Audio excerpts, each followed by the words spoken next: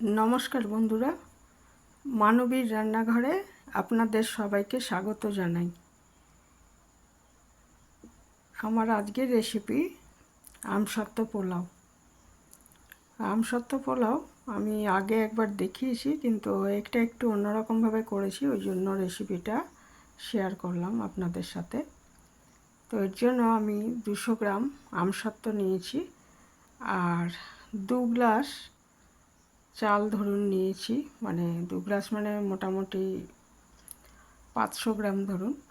আর চালটা আমি প্রেসার কুকারে সেদ্ধ করে নিচ্ছি, তখন 1 চামচ মতো নুন দিয়ে দিলাম।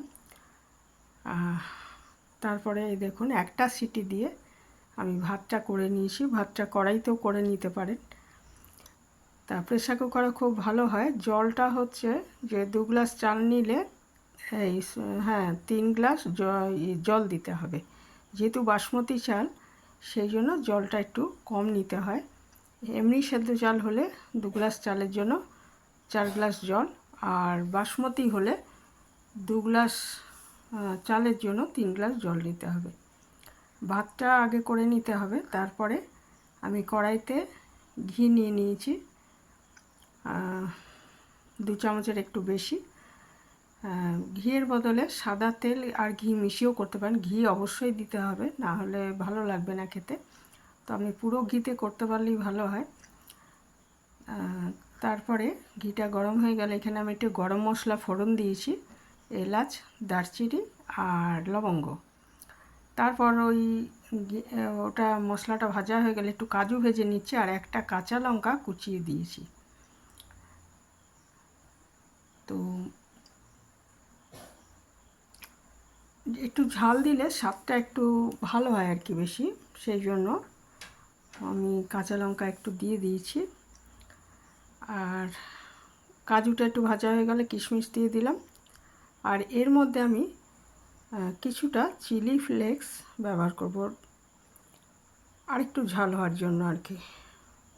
1-1.5 চামচ চিলি ফ্লেক্স এর মধ্যে দিয়ে দিলে স্বাদটা আরও বেড়ে যাবে আর কি। তো 1 চামচ মতো দিয়েছি আমি।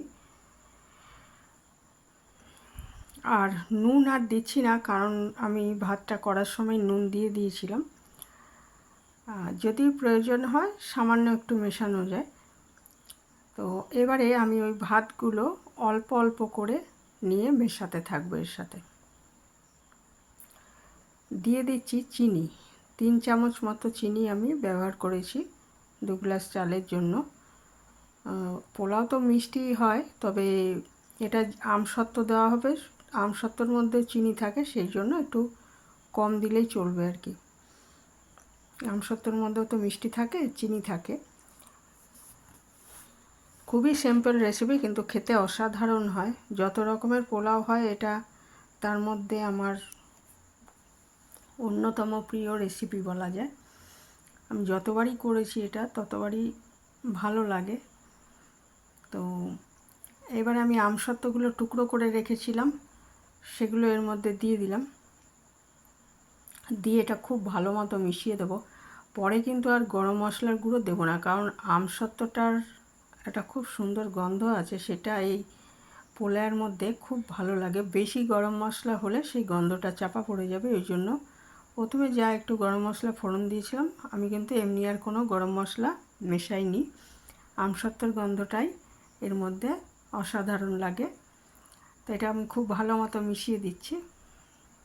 চিনিটা একটু গলে যাওয়ার পর আমসত্ত্বর টুকরোগুলো দিতে হবে, দিয়ে সমস্তটা ভালো মতো মিশিয়ে দিলেই এটা রেডি হয়ে যাবে। খুবই সিম্পল অথচ খুব সুন্দর একটা রেসিপি।